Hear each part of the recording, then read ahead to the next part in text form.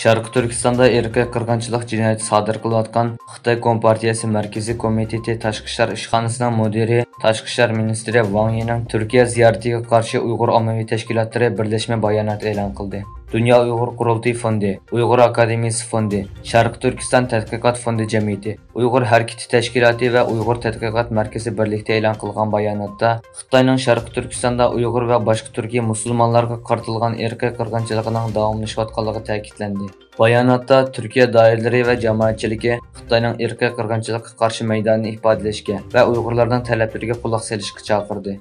Shuning bilan birga Sharqi Turkiston tashkilotlar birligi bugun Istanbuldagi Xitoy bosh konsulxonasi oldida namoyish o'rinlashtirdi.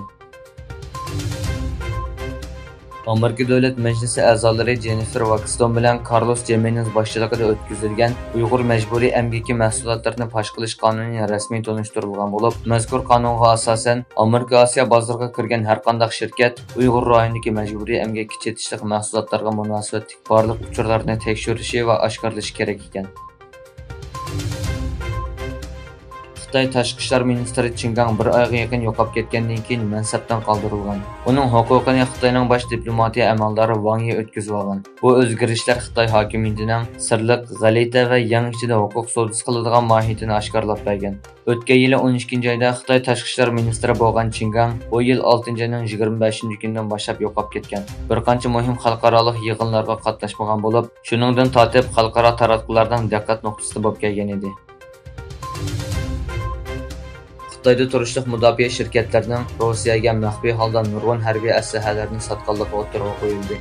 Politico to'rining tadqiqotiga asoslanganda Xitoy shirkatlari 100 millionlagan o'q o'tmas jiletga, qalpoq, shundaqla uchquchsiz aeroplan va termo nishonlovchi qatorliqlarni vositachi shirkatlar orqali Rossiyaga sotgan.